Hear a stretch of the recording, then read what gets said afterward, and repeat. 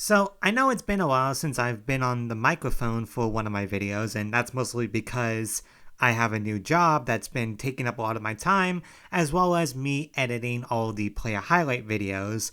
But I've had this idea for a while, and it came about because I was thinking about some of the quarterbacks the Bucs faced last year, and how some of them haven't been the Buccaneers yet in their career despite having multiple attempts. Now, that kind of spawned this whole thing where I was like, okay, well, how many quarterbacks have never beaten the Buccaneers once in their career? And so, naturally, I decided to go back through the entirety of every Buccaneers game and see what quarterbacks have never beaten the Buccaneers once. Now, as you might expect, there will be a lot of one-time starters or backups, that have played one game against the Buccaneers in their entire career and just lost that game.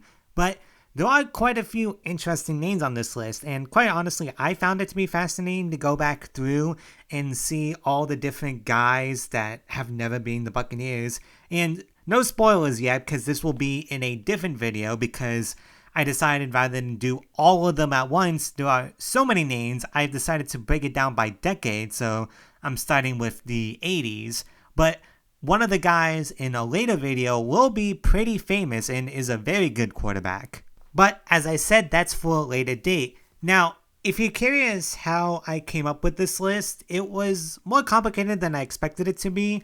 I assumed I would be able to use StatMuse to figure out what quarterbacks have never been the Buccaneers, but it really didn't work like that. It didn't show what quarterbacks have never been the Buccaneers, but really only showed the statistics for quarterbacks in losses to the Buccaneers. So for example, if you typed in the search query, what quarterbacks have never been the Buccaneers, what it will do instead is show every quarterback that has played the Buccaneers and only show the losses or the stats in a loss. So it will show, for example, Arch Manning, but Arch Manning has been the Buccaneers. It would just show his statistics in their losses. So if you want to do this, if you're a fan of a different team, you really just have to find every single game, find the quarterback that started in a loss for that game, and then go to StatMuse to figure out their record against your team. So for example, if you wanted to look up, if Drew Brees has never beaten the New York Jets, what you would do is you would go to StatMuse, type in Drew Brees' record against the Jets, and you would see, he's 1-4 or 2-5, how often he's played the Jets. I don't actually know off the top of my head, but that's more or less what you have to do. And quick clarification, because this will come up at some point, but I did not end up including the playoffs in this video. So if the quarterback has been the Buccaneers in the playoffs, I'm still counting them as never being the Buccaneers. This is more or less a regular season video, and the reason I did that is because I made it more interesting for some of the guys that appear later on, but I figured I should mention that now. With all that out of the way, let's finally get started. You are probably not shocked to learn that the reason I started in the 80s is because the 70s Buccaneers never were undefeated against any quarterback because they sucked. But in 1980, we have the first appearance of a quarterback that has never once been the Buccaneers in pretty infamous draft bust Jack Thompson on the Cincinnati Bengals. He is 0-1 in his career versus the Bucs. Now, Jack Thompson, coming out of Washington State, was actually the leading passer in the NCAA and was the first quarterback taken in the 1979 draft by the Bengals at 3rd overall. Taking Jack Thompson 3rd overall, though, would ultimately be a bad decision by the Bengals, not just because Jack Thompson would not work out, but they still had a really good quarterback in Ken Anderson, who would eventually win MVP and lead the Bengals to their first Super Bowl appearance, although Bengals aren't exactly known for making smart decisions, as even modern history will tell us. Jack Thompson would start the 1980 season against the Buccaneers, where he went 6 for 21 for 47 yards. Somehow he managed to throw a touchdown in those 6 completions, but he also managed to throw a pick. And that game more or less signaled the end already of his career in Cincinnati, as he just never really recovered after that horrible start. And yet, despite that, somehow the Bengals were able to tricked the Buccaneers into trading a first-round pick to a guy that went 6'21" against them. They saw firsthand how bad Jack Thompson was and still decided to trade a first rounder for that guy because I guess they saw something in that 6 completions. I don't know what they saw, but there was a touchdown in there, I guess, so sure, why not? Fuck you, Hugh Culverhouse. I mean, you should always say that, but especially in this case, Jack Thompson would ultimately end up winning 2 games in his 13 starts, in other words, an average Buccaneers season during that time. And just around this whole section out, there's one final controversy I need to talk about. Jack Thompson is American Samoan, and at the time, there were not that many NFL players who were from American Samoa. And so it was a pretty big deal for his cousin, who was also American Samoan, to be drafted. And obviously, Jack Thompson was really happy about that, not just because his family member was in the NFL, but someone of his race was joining the league when so few of them existed. And not only that, but he ended up going to the Cincinnati Bengals. However, Jack Thompson compared it to Hitler's master race. Yes, that is correct. His cousin being drafted was the equivalent of the master race, and I want to credit Jaguar Gator 9 for bringing this to my attention because I could not find this anywhere, so I want him to explain what happened here. And then it gets weird, because at that point, Thompson decided to follow up that quote by saying, first, it was the whites dominating sports. Next came the blacks. Now, it's our turn. I mean, okay. Kind of weird to say that, not gonna lie, but I'll give it a pass, seeing as I sort of get where he's coming from. Let he who never made a Cooper DeJean white defensive back pick 6 joke at the Super Bowl cast the first stone. This was a big moment for American Samoa to have someone get drafted from the island. And maybe you could interpret this as saying that the American Samoans on the same team are going to be unstoppable, are going to take over the NFL, and lead the Bengals to greatness. So, okay. I can kind of understand the logic and the thought process, even if I'm not sure it's the smartest idea to say it out loud. As long as it stops there, we're good. As long as Jack Thompson stops here, we're okay. I'm sorry, what? In case you already forgot, the Buccaneers traded a first-round pick for this player. They would not trade a first-round pick for the next guy on this list, for in 1983, the Bucs played Oliver Luck one time and of course won that game. Now, if you're wondering if Oliver Luck is a coincidence, it actually is not, as he is the father of Andrew Luck. He too was drafted by an AFC South team, the Houston Oilers, after starting at WVU and set several of the school's passing records, which I believe still stand today. He was drafted 44th by the Oilers in 1982 after Art Schleider, 4th to Baltimore, and Jim McMahon to the Bears. He would end up starting in his second season where he threw for 1,375 yards, 8 touchdowns, and 13 interceptions. In 1983, when he faced the Buccaneers, it is one of the worst matchups in terms of overall record for both teams. Both the Bucs and the Oilers were 1-11 at the time, and the game was dubbed the Reapus Bowl by Tom McEwen for it being the opposite of a Super Bowl, because, you know, Reapus is the reverse of Super. Anyway, I thought it was pretty clever. The Bucs would ultimately end up winning a somewhat competitive game, as Oliver Luck went 19 for 31 for 186 yards, 1 touchdown, 3 picks. Now, Oliver Luck wouldn't be long for the Oilers, as he would eventually be replaced by some guy out of the CFL named Warren Moon. I mean, he's out of the CFL, so I can't imagine that he was any good. But after leaving football as a player, he would return in several executive roles, including for the NFL, and I believe he was the commissioner of the XFL before it merged with the USFL to form the UFL. Although I don't know if he still has a role with them now.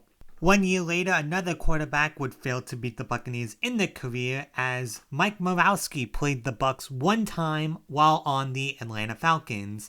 Now, Murawski was a two-way athlete at the University of California, Davis, where he played quarterback and pitcher. While he was never a highly touted prospect, he was still a solid enough guy for UC Davis.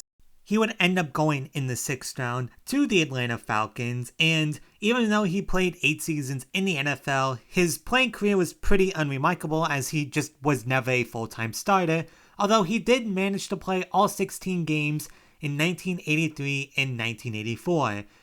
He came in for Steve Bartkowski in the game against the Buccaneers, where he threw for 221 yards, no touchdowns, and 1 pick. And for some reason, even though he was the backup and in a 23-6 loss, he threw for 37 times. Go figure. Eventually, he would leave the NFL and become OC for his alma mater and remain there, or in some capacity as a coach at UC Davis, for 15 years before becoming the head coach of the College of Idaho, which is where he is right now. In 1987, we would have the first quarterback to lose multiple games against the Buccaneers, although he is still a backup in Scott Campbell. The first loss came in 1987, the second one would come in 1990. He would be drafted in the 6th round by the Pittsburgh Steelers as Terry Bradshaw had just retired and the Steelers needed some backup quarterbacks. Over the course of his career, he would start 13 games over 4 seasons, and obviously he made his way down south to Atlanta. In the first game against the Bucs, he went 6 for 11 for 77 yards and a touchdown, but would lose 10-48. Somehow in 1990, he would throw for even less as he went 7 of 9 for 93 yards in a more competitive 17-23 loss. Now, I know this section is rather short, and that's just because there's not a lot to Scott Campbell. Like, I couldn't find that much information. The only other thing I could really find about him is that in an interview with the Steelers blog, he said that he was working for a realtor company I think his family owned after his playing career ended in the NFL. So, as I was editing this video, I realized there was actually something I missed about Scott Campbell, and I would be remiss to forget to include it. I have to credit JG9 once again for finding this because I absolutely would not have known about this otherwise. But basically, Scott Campbell, when he attended a Falcons game as a fan, the Falcons signed him at that game because they lost the number 1 and number 2 quarterbacks at the time. And they were already going to sign him, but they were going to sign him a year from that season. So I think it was 1986, and they agreed to some sort of future deal in 1987, but because he was at the game, they decided to sign him right then and there. If you want another quarterback who I have even less information on, let me introduce you to Todd Hans, who played the Buccaneers one time on the Detroit Lions in also 1987. He would not end up being drafted out of Arizona State and would be picked up by the Detroit Lions as an undrafted free agent, where he spent 1 season there. Well, actually that's not true. He played 2 seasons in Detroit. It's just that the other Detroit that he played in was the AFL team, the Detroit Drivers. I don't know what his stats were in that league, I have to be honest, so forgive me if I don't mention it here. But I do know what his stats were in the NFL, where he threw for 552 yards, 5 touchdowns, 5 picks, and a sub-500 completion percentage. I think it was hovering around 46.2 maybe. If you're wondering why that seems rather low, it's because in his 1 season, he would only play 3 games. And of course, one of those games would be against the Buccaneers, where he went 10 for 26 for 201 yards, 2 touchdowns, and 3 interceptions, aka a perfect Jameis Winston game, where somehow he managed to keep it close as he only lost by 4 points in a 31-27 contest. And speaking of the Lions, we have the final guy on this list from the 80s in Rusty Hilger, who would have the honor of losing to the Buccaneers twice and also having the coolest name on this list. Now, both of these losses would actually come in 1988, and that's because the Buccaneers played the Lions twice back then because they were both part of the NFC Central, which included all of the current NFC North teams. Hilger had a pretty distinguished career coming out of Oklahoma State as he led the Cowboys to their first bowl game since 1976 in 1981 as a sophomore and would guide them to a 10-2 record in 84 and the number 2 ranking. Despite this, Hilger was drafted in the 6th round and he would bounce around a lot of NFL teams, not spending more than one season with each team with the exception of the Raiders, who ended up drafting him.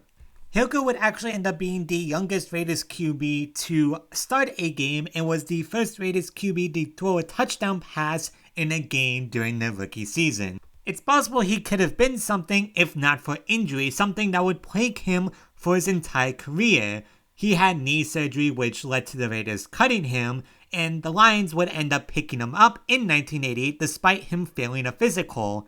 Even though he didn't know the playbook, after 6 days, he would end up starting against the Chicago Bears and threw for 43 times, again, despite not knowing the playbook. Not learning the lesson, in both the games against the Buccaneers, Hilger would end up throwing for 39 and 41 times respectively, while having a sub-500 completion percentage and more picks than touchdowns in both of the games. After his stint with the Lions, he would go to Indianapolis, and then the season after that, he went to Seattle, and then the season after that, he went to Indy, and then the season after that, he would go to the Seahawks before retiring because of, you guessed it, injury, as he had arthritis. And there you have it. We have every single quarterback that failed to beat the Buccaneers in the 80s. Now, obviously, there's a lot of backups on this list. Actually, I think all of them were backups, so obviously not the most exciting, but I still found it very fascinating, and because they're backups, not much is known about them, so it was kind of interesting to read up on the history, or at least the history where it was, and, kind of learn about them and look at those games. Now, the 90s, I promise, will have more starters and will end up having a lot of really good players. But that'll do it for this video. Like I said, let me know what you think of it, and if you like it. I found this whole project to be fascinating, as I've said before, and I'm hopeful that you guys liked it. So let me know what you think, if I can improve on anything, and yeah, until next time, see ya.